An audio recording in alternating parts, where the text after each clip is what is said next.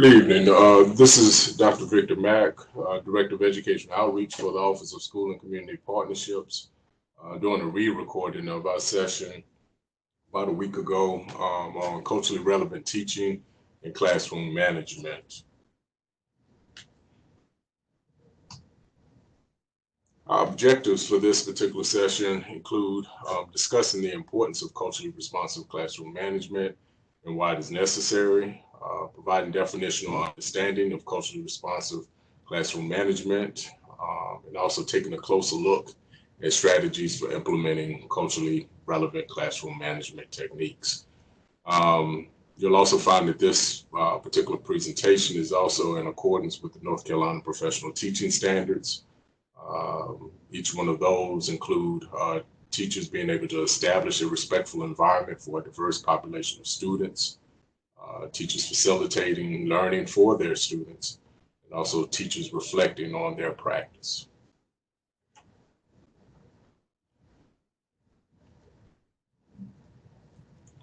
Of all the things that are important to having good schools, nothing is as important as teachers and what they know, believe, and can do. And I believe that this consideration or these considerations should be taken into account as far as how we implement our responsibilities inside of the classroom.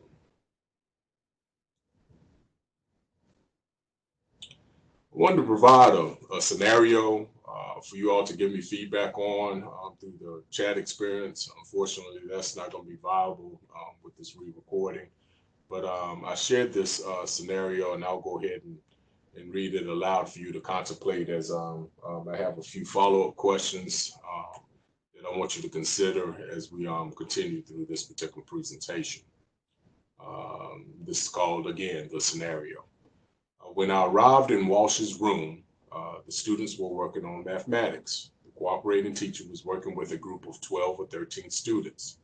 6 or 7 other students were working independently at their desk, and Walsh was working at a table in the back of the room with 4 boys, 2 white, 2 Latino.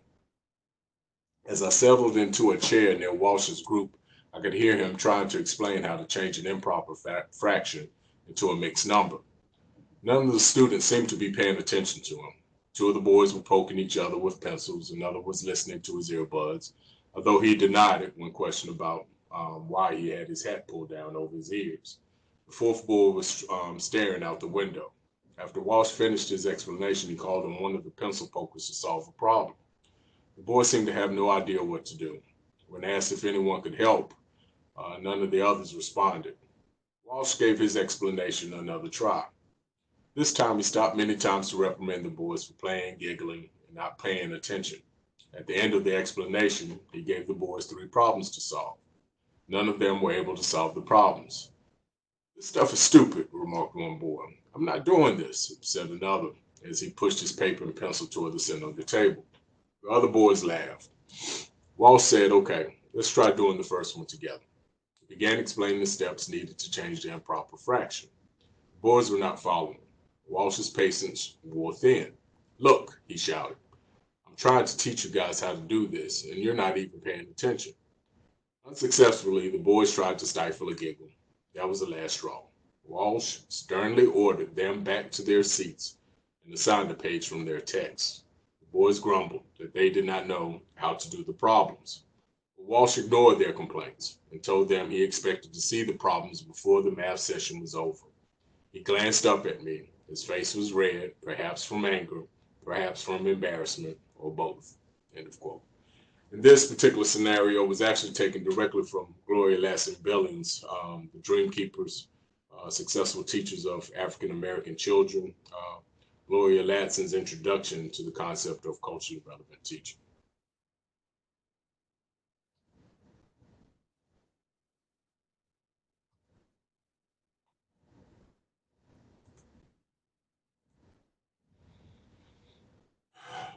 Considerations. A couple of questions for you all to consider regarding this particular scenario. Why was the student teacher ineffective? Why were the students inattentive?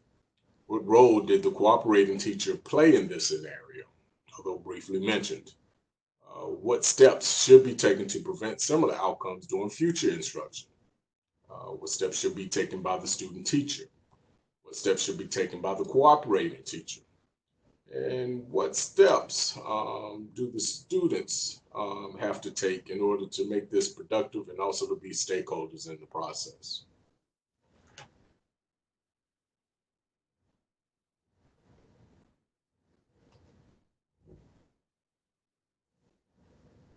Feedback from Gloria Lass and Billings, again, from the Dream Keepers.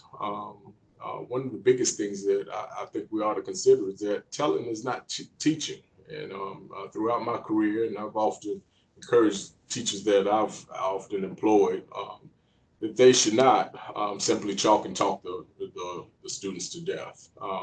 Simply providing simple lecture, direct instruction has a place, but also if you're seeing it's not being successful, more or less you have to, again, promote the educational material to where they're actually, the students are actually stakeholders within the educational process.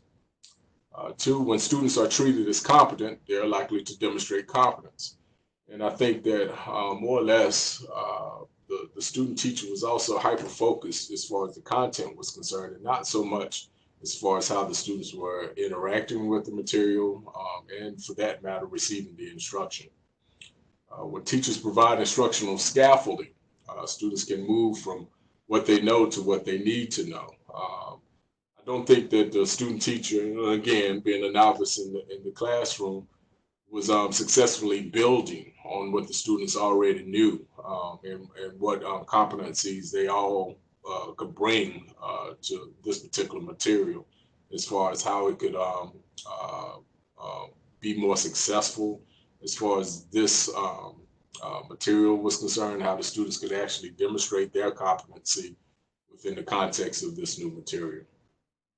The focus of the classroom must be instructional at all times. And as you can tell from the scenario, the students were distracted, were not engaged, and again, were not stakeholders in the process.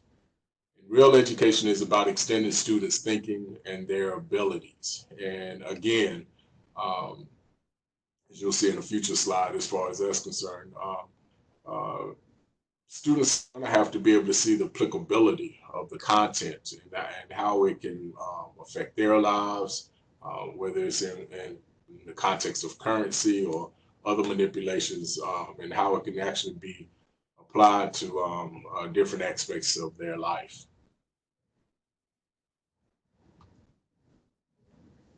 According to Dewey, John Dewey, educational philosopher from the 20th century, there are 5 instructional method essentials. They include, again, the student must be involved in a genuine situation, an opportunity for them to learn, which is in a real world setting to a certain extent, or one that they can actually relate to. A genuine problem must arise to induce thought, some type of hypothetical situation that is something that the students can actually conceive and actually can see their use of knowledge and it being applied to actually solve a particular problem.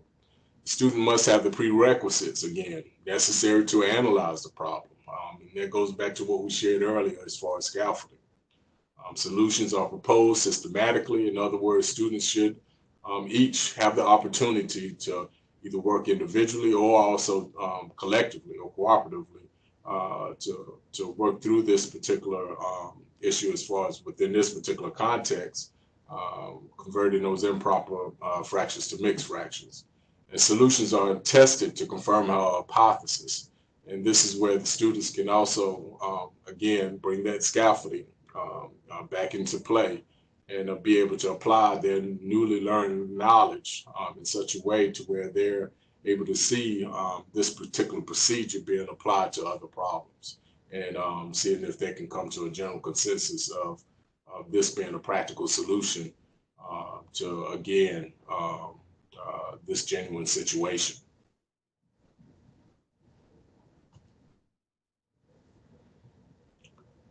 General facts regarding the scenario: highly effective instruction reduces but does not eliminate classroom behavior problems.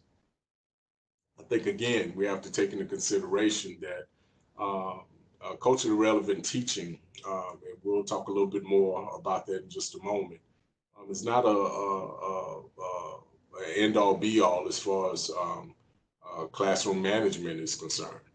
Um, Highly effective instruction, it basically optimizes the learning process. It does not specifically eliminate classroom behavior problems. Both new and veteran teachers consistently cite poor classroom management as the top problem among all teachers. Again, classroom management is a top priority, one that we're trying to, again, prioritize within our educational setting and settings as far as whether our students are actually involved in clinicals, the student teaching process, year-long internship, etc.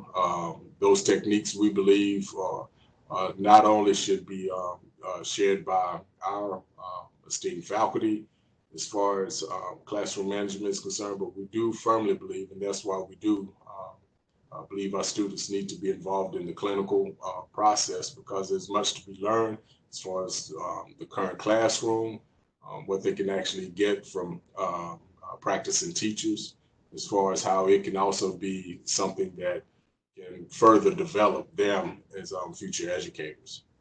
An estimated 40% of new teachers reported feeling either not at all prepared, or only somewhat prepared to handle management or discipline.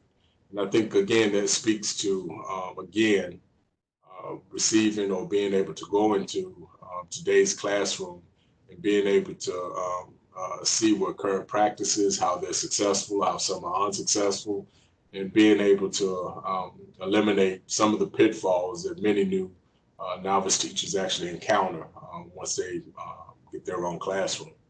Classroom management instruction is generally divorced from practice in most teacher preparation programs. And unfortunately, the National Council on Teacher Quality back in 2014 felt that this is something that deserves specific emphasis, one that we're trying to address within our current instruction of our novice teachers.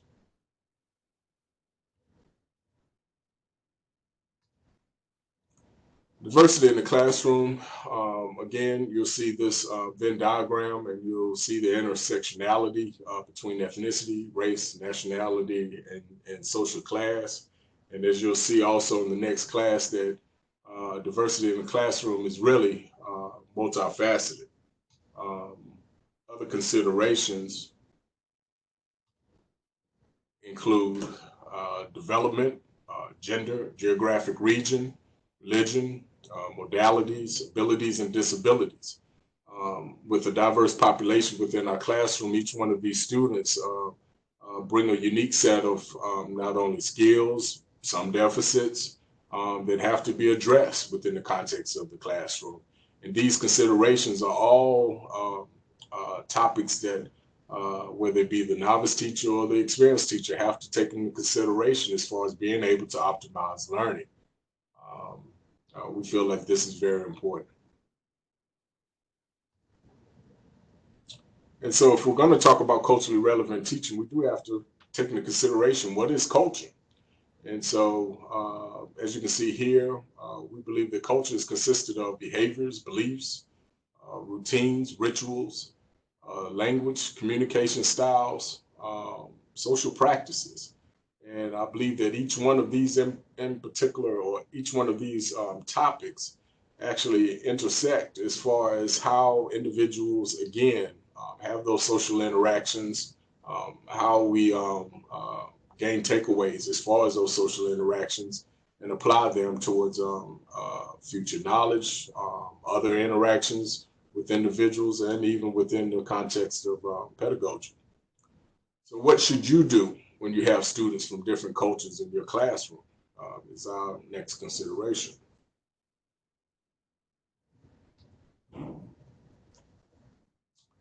So please take into consideration also, data documenting the plight of America's school children has revealed that an academic achievement gap exists between white American school children and students from diverse cultural backgrounds. I think most of you all are very much aware of the academic achievement gap.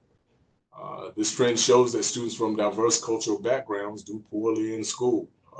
Again, it's not a homogeneous population in our schools. Not all students have access to the same resources, media, and even for that matter, financial resources that other students may have that represent dominant culture. Why do you believe students from diverse cultural backgrounds do poorly in school? Is one question for consideration. But I do challenge you to also take into consideration a revised question. We believe the more appropriate question is, how are the learning experiences provided by our district, our school, and our classrooms failing these students? Um, we don't believe that the responsibility falls specifically on the parents and on the students, but what we as educators also should be doing to again erase the academic achievement gap and ensure student success moving forward.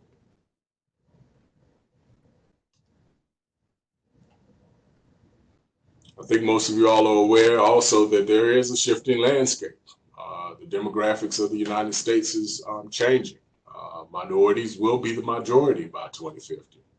And child and family professionals must be prepared to meet um, their needs, or I should say their individual needs.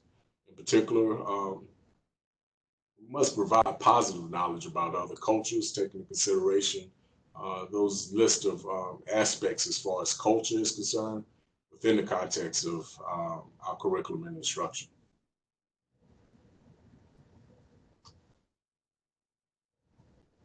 Again, more demographic information as far as teachers are concerned. As you can see here, there's an overwhelming um, number of white Americans or white individuals that are actually facilitating instruction within our classrooms, and only a small minority of or percentage of professionals that are actually from diverse backgrounds that are actually contributing to the educational process. And students are not able to always relate, or teachers are not always also able to relate to the specific demographic that they may be providing instruction to. As within the context of our public schools, we have a growing minority that may not be representative of the instructors' culture, their educational background, and other considerations, again, within the educational process. Also, again, another bar graph showing the percentage of enrollment as far as within the context of 100 of our largest school districts in the nation, in all school districts. And you'll see representation as far as Black students and also Hispanic students. And how that enrollment is affecting districts is one of the key factors that we have to take into consideration. I remember I was at a community forum a couple of years ago where a representative from Charlotte Mecklenburg Schools basically said that we are a poverty school district, taking into consideration the socioeconomic status of our students, those resources, and what the school district should do in order to address those differences, and also taking into consideration at that particular time, and I believe also in the future, what Wake County is also taking or is actually doing to address those disparities as it relates specifically to socioeconomic status and school assignment. Again, more population projections as far as how we'll see a growing minority presence as far as not only within our schools, but also within our communities, as far as former minorities will become the majority within the context of our communities and cities. So critical questions about diversity in the classroom. How do educators perceive students from diverse backgrounds? What is the depth of teachers' cultural diverse knowledge base? How do their teachers' knowledge or lack of knowledge concerning student differences affect their attitudes and behaviors towards students from diverse backgrounds? How confident are teachers in their ability to teach culturally diverse students? Again, considerations as far as how we should move forward within the context of our social, educational, political interactions with our students and other stakeholders within the educational process. This definition of culturally relevant teaching comes directly from Gloria Ladson's book again in 1994, The Dream Keepers, Successful Teachers of African American Children. And I quote, culturally relevant teaching uses student culture in order to maintain it, to transcend the negative effects of dominant culture. The negative effects are brought about, for example, by not seeing one's history, culture, or background represented in the textbook or curriculum, or by seeing that history, culture, or background distorted. Or it may result from the staffing pattern in the school when all teachers and the principal are white, and only the janitors and the cafeteria workers are African American, for example, and from the tracking of African American students into the lowest level classes. The primary aim of culturally relevant teaching is to assist in the development of relevant Black personality that allows African American students to choose academic excellence and still identify with African American culture.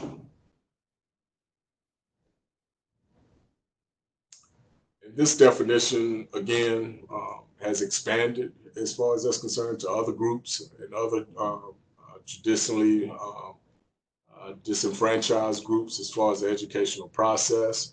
Unfortunately, African American students have historically been at the bottom of the academic achievement gap. And again, I believe was part of the impetus as far as Gloria Ladson Billings' book. And again, her rationale as far as beginning that research. Culturally responsive classroom management, building off of what Dr. Latanya Gaines Montgomery also shared with you in a previous webinar, assets-based, non-deficit, non-deficient approach to running classroom with all children, not simply for racially / ethnically diverse students in a culturally responsive way. More than a set of strategies or practices, culturally responsive classroom management is a pedagogical approach. It guides the management decisions that teachers make. This comes directly from the New York University Steinhardt School of Education back in 2008. And there's three key principles that it supports are building strong student-teacher relationships. Again, those social connections, being able to have those social relationships and recognizing the individuality of not only the student but also the teacher in this educational process is key. Establishing effective family communication and engagement, being able to provide clear and consistent feedback, again, to those stakeholders as far as the family is concerned, especially the immediate family, those parents of those students that are in the classroom setting is key so that they can provide support for the students' growth and development. Creating a safe and inclusive learning environment where, again, each one of the students feel like they are a stakeholder within that classroom setting, one in which they can feel safe emotionally and physically is very important to optimizing the learning process.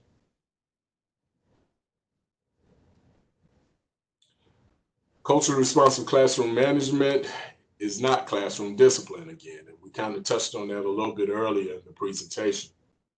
What it is not, again, is student discipline / student behavior management. It is not reactive. It is proactive. We do believe that culturally responsive classroom management is not control of every action by the students. It is not to enforce rules and penalties. It is not to create a culture of compliance. It is not problem-driven. It's more inquiry-based. And also, it's not a form of coercion as far as forcing our students to comply. What we do believe culturally responsive classroom management is a set of procedures, planning, and guidelines for successful and productive work for all students. It is instruction which promotes individual responsibility. Uh, it is also classroom organization for a social, emotional, safe environment. And it is also consistent. All students are respected and treated with equitable opportunity and expectations. And I believe that much of this is also very much representative of what I shared earlier as far as John Dewey and from his book, Democracy and Education, and very much representative of democracy within the classroom setting.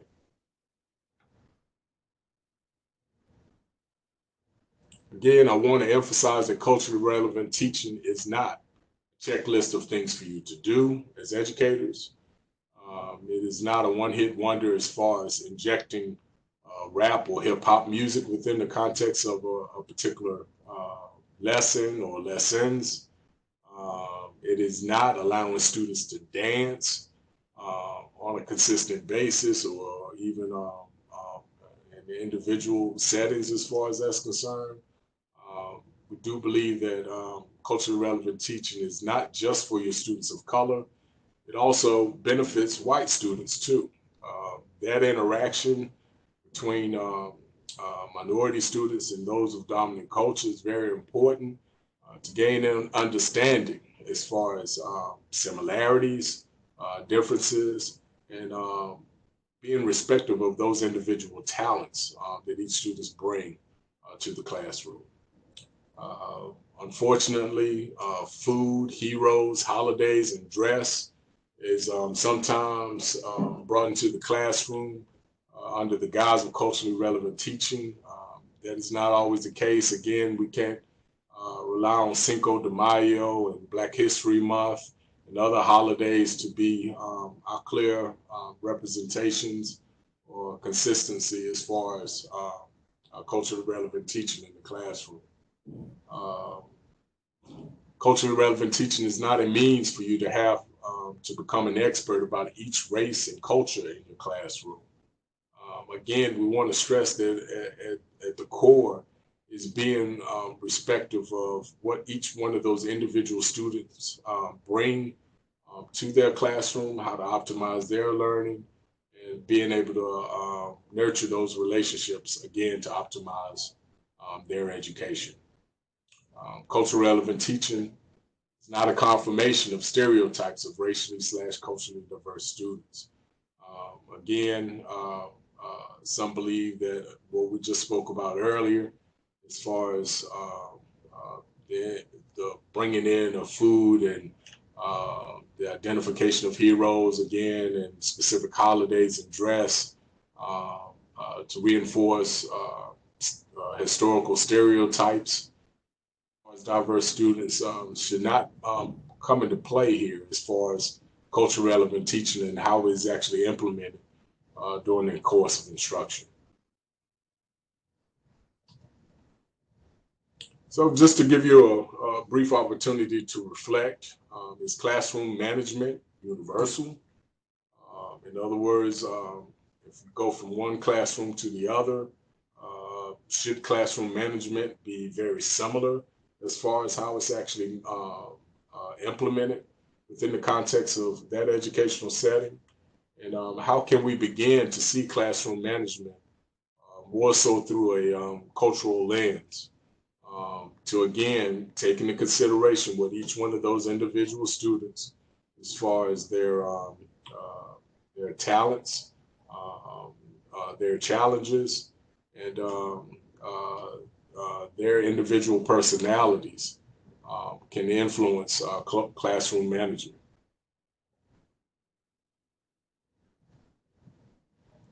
And again, I wanted to go back and revisit as far as culture, some of the demographic characteristics, and also some of the expressive behaviors.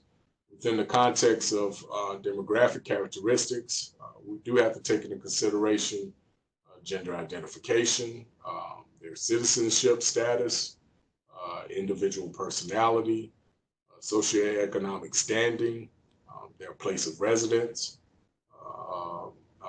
their role or part in the LGBTQ community, their educational background, and also their age. These are all considerations that also influence, again, that particular student, what they actually bring to the classroom with them, that also may influence the educational process from their perspective. And also as far as that educator and how those particular demographic characteristics can come to play within the context of media that may be shared with the students, being sensitive to those considerations. Expressive behaviors on the right side, you'll see where consideration should be given to beliefs, their relationships with each other and others outside of the classroom, verbal and nonverbal communication. Also, again, within the context of the classroom, whether that's student to student, student to teacher, level of productivity, what may be influencing the student's productivity within the context of the educational setting, how each student learns, whether it's visual, auditory, whether or not they're tactile, should also be considered. Moments of reflection, and I believe that that reflection is not only something that's very important to the instructor, but also giving consideration to students as far as that's concerned within the educational process as they learn new material and as they consider, again, how that material that they may be learning may be applicable to their individual lives. And also instruction.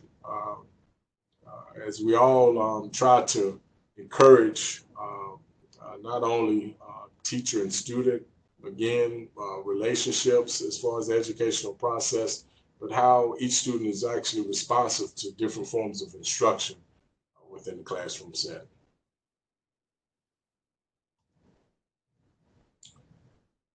Implementation of culturally relevant classroom management, some strategies that should be taken into consideration, specifically connections, how we build those relationships with students, families, faculty and staff there within the school, and also inside the community, and how other stakeholders as far as maybe potential future employers, whether it be other culturally enriching experiences, whether it be a trip to the opera, and those that may be responsible, let's say, musicians or conductors and people of that sort that may have an influence as far as developing those students that may have a musical talent, or for those students that have, again, exceptional talent within the context of other subject matter, and how those community contacts may be able to play a key role in the development,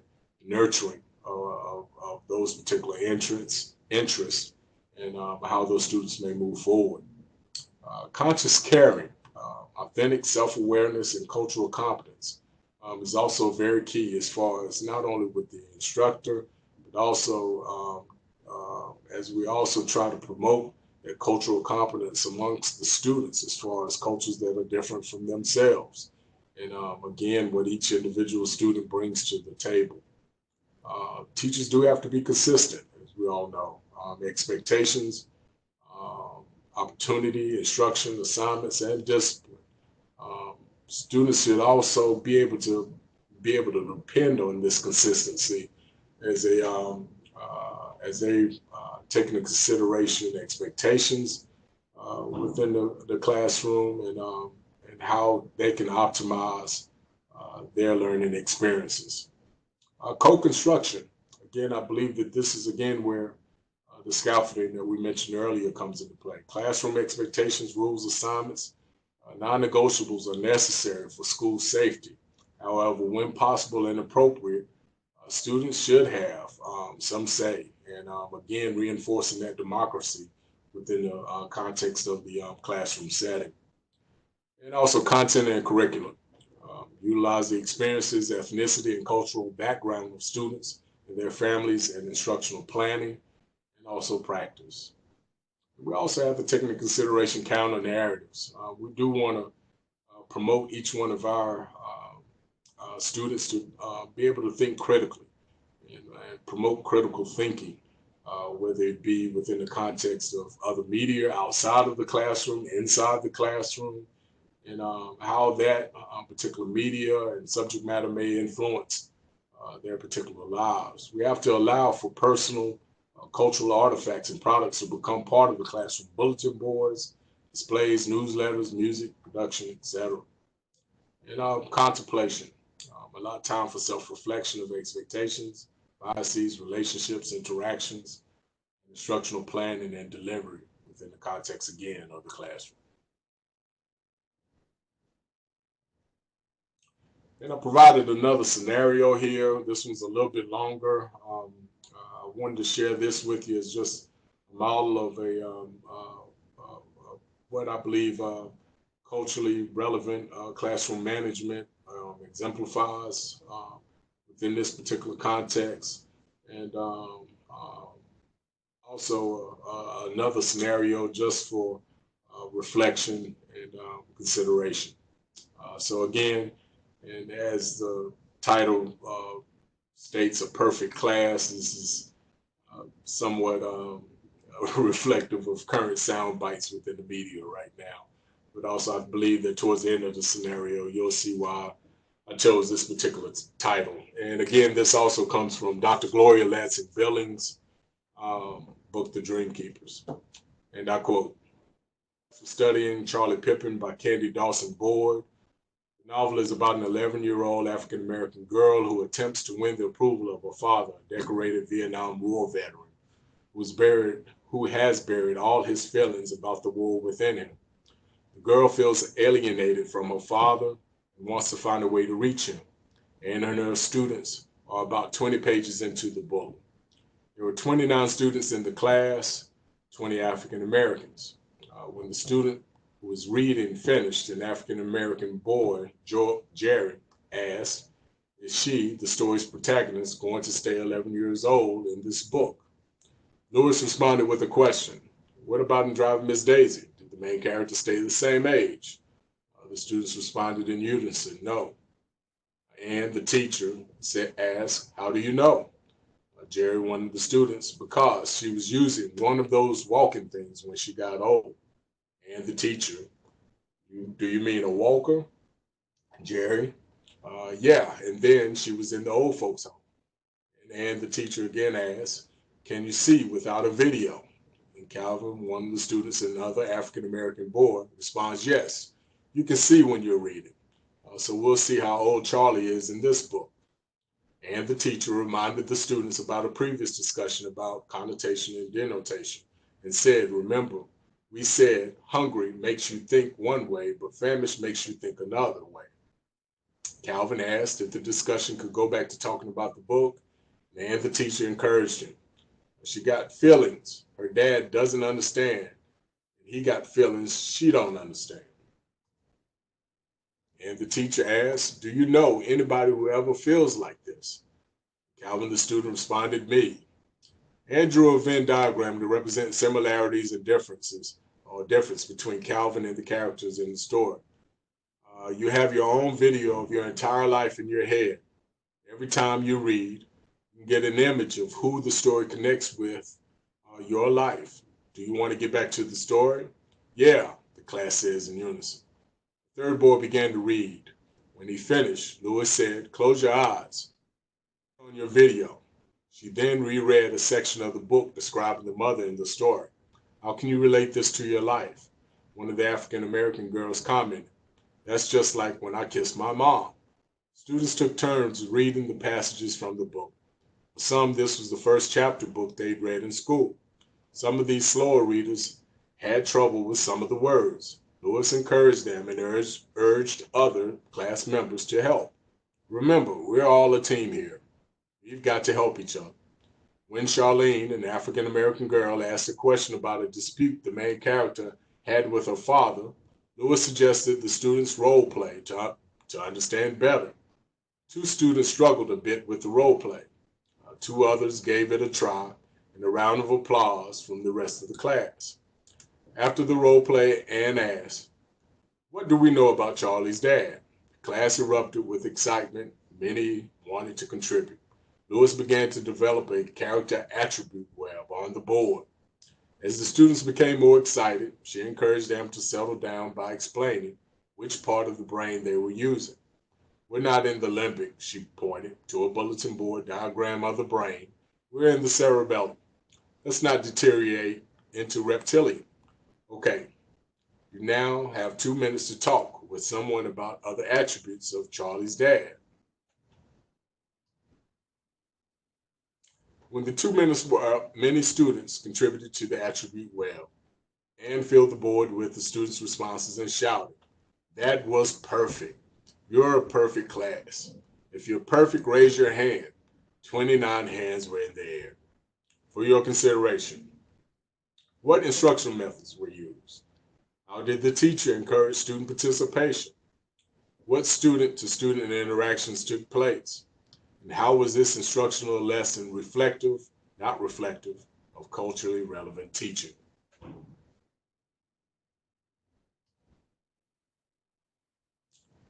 Also, an example of culturally relevant teaching is also available on the web.